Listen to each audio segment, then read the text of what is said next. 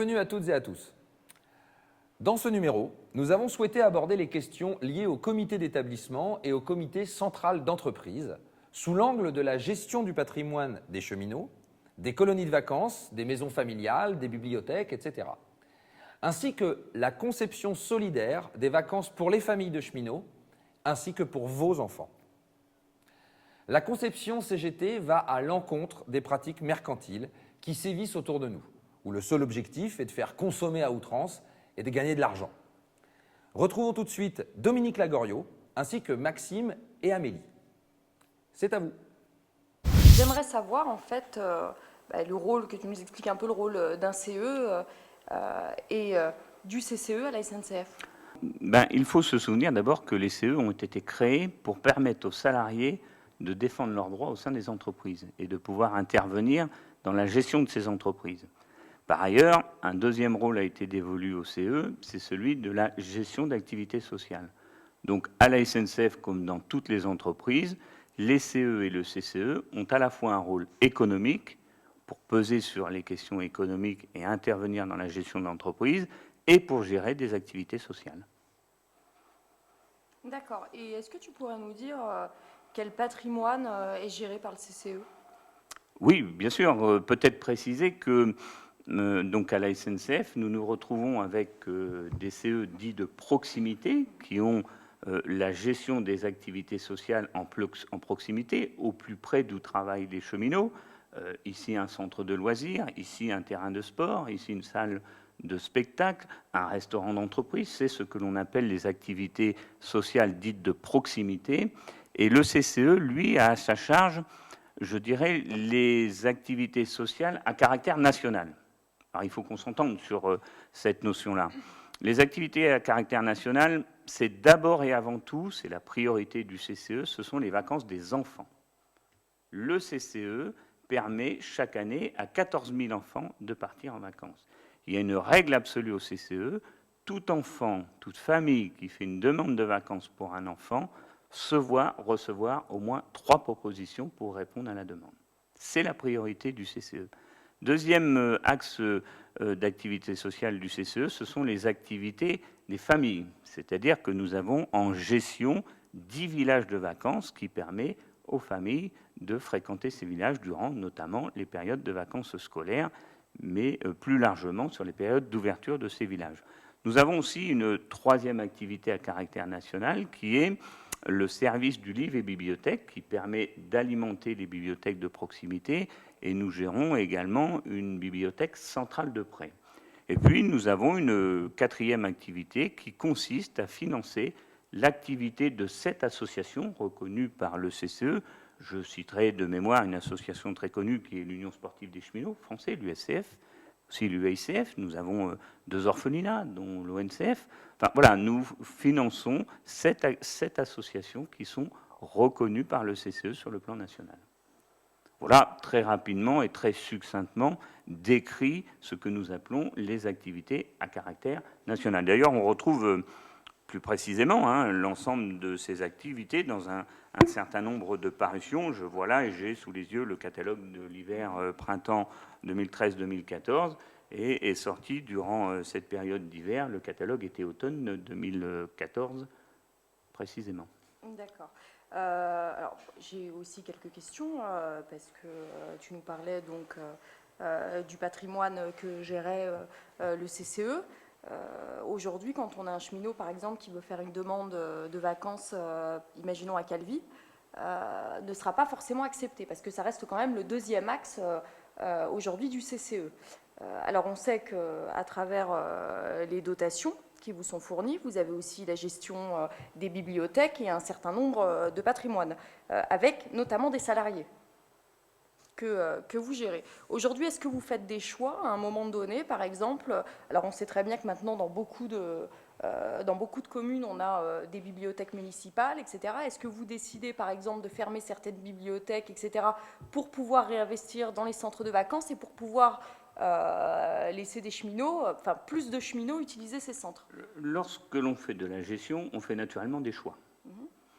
Plus précisément, quels sont les moyens dont dispose le CCE? Eh bien, cela s'appuie, les moyens des CE et du CCE, sur une dotation qui est prélevée sur la masse salariale et qui représente 1,721 de cette masse salariale. De mémoire, et pour l'année 2013, cela tournait autour de 90 millions d'euros. À partir de là, les CE, pour leurs activités dites de proximité, conservent les 2/3 de cette dotation et en reversent 1/3 au CCE pour que celui-ci mène ses activités dites à caractère national. Donc forcément, à partir du moment où nous recevons une dotation fermée, nous sommes obligés de mener un certain nombre, de faire des choix. Exactement. Alors pour le CCE, les choix consistent à gérer un patrimoine que met à disposition la SNCF. Ce patrimoine est forcément insuffisant. Citez l'exemple de Calvi. Calvi, on va faire simple. Calvi, c'est 3000 demandes par an. C'est 300 possibilités de réponses positives. À partir de là, on voit que pour traiter les 3000 demandes d'une année, il faut 10 ans, sans prendre en compte les années précédentes et sans prendre en compte les années qui vont courir durant les 10 ans. Donc on voit bien que l'ensemble des cheminots qui font une demande à Calvi pour une saison d'été ne pourront naturellement fréquenter cette installation puisque nous ne permettons que globalement à 10%. Un second choix et un troisième choix. Tout à fait. Alors nous n'avons pas qu'une installation en Corse. Le CCE dispose de 10 villages de vacances qui sont ouverts durant les périodes d'été. Et bien entendu, nous travaillons sur la base d'un historique. C'est-à-dire que ce ne sont pas les élus qui, à un moment ou un autre, vont faire le choix d'un tel ou d'un tel. Il y a un service vacances-famille au CCE qui a en charge la gestion des demandes. Et nous travaillons sur la base d'un historique, c'est-à-dire quand une famille a fréquenté une installation, elle rentre dans l'historique de fréquentation et naturellement, l'année suivante, c'est prioritairement une famille qui n'a pas fréquenté les installations du CCE qui se verra offrir un séjour.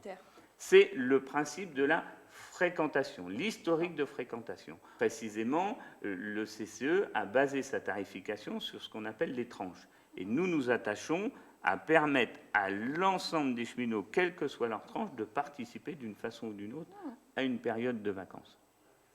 Pourtant, tous les cheminots ne peuvent pas en profiter. Beaucoup de cheminots ne profitent pas des activités sociales, ni de la cantine, ni de restaurants d'entreprise plutôt. Pourquoi est-ce qu'on n'aurait pas à la place des tickets restaurants ou des chèques vacances pour pouvoir faire profiter tous les cheminots? Au-delà, la question essentielle qui est posée, c'est la question des moyens mis à disposition des CE et du CCE pour fonctionner. À ce titre, je voudrais rappeler la revendication de la CGT, qui consiste, avec d'autres d'ailleurs, à revendiquer 3% de la masse salariale des actifs et 1% du montant des pensions versées aux retraités pour pouvoir fonctionner. On voit que cela donnerait un peu d'air à l'ensemble des activités du CCE pour fonctionner. Au-delà, sur la question des chèques que tu posais fort justement, puisqu'elle vient en débat, chèques de toute nature, ici chèque restaurant, ici chèque vacances, demain chèque lire, après-demain chèque cadeau, etc., etc. Il faut rappeler qu'à la création des CE en 1983 et en 1986 sur leur forme actuelle, il a été fait le choix de gérer un patrimoine.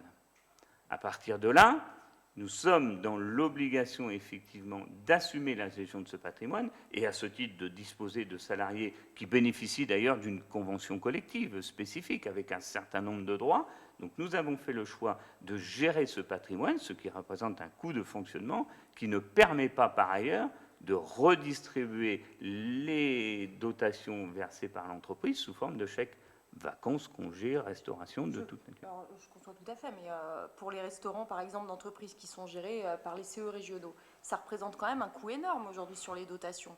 Alors sachant qu'en plus, sont souvent en plus des restaurants d'entreprise qui sont centralisés dans des grosses gares, où finalement, nous n'avons principalement, où on a principalement beaucoup de cadres qui viennent manger, qui ont quand même un pouvoir d'achat plus important, par exemple, qu'un agent d'exécution. Oui, mais on peut souligner que les cadres contribuent à la dotation du CCE et des CE au regard de leur salaire. Et donc, par définition, ce n'est pas scandaleux qu'ils puissent bénéficier de telle et telle prestation. Au-delà, la question que tu poses, c'est quelle est la nature de la contribution de l'entreprise SNCF à la restauration des salariés, des cheminots. Elle est de deux natures, deux ordres.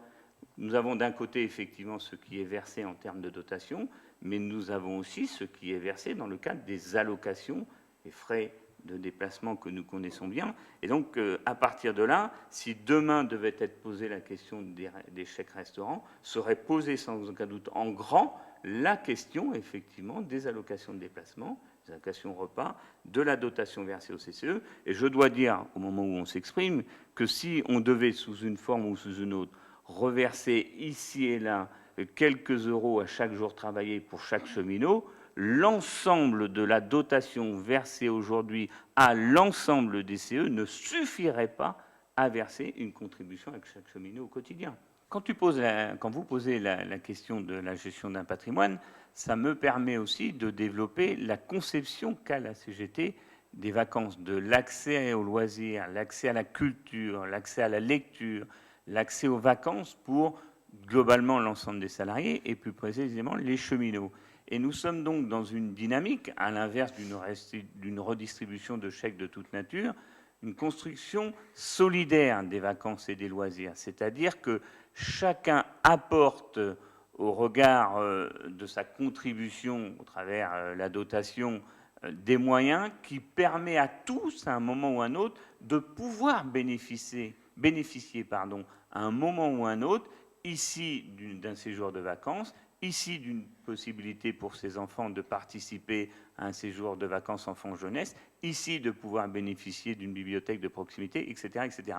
C'est-à-dire que la CGT a une conception très solidaire des vacances et plus largement de l'accès à la culture et loisirs, plutôt que de s'inscrire dans un mécanisme où, à travers la redistribution d'un chèque, on permet à chacun d'aller piocher ici et là, dans une société de consommation, un certain nombre de loisirs. Eh bien, merci à tous les trois. On se retrouve dans un prochain JT où le thème central sera l'emploi. Kenavo!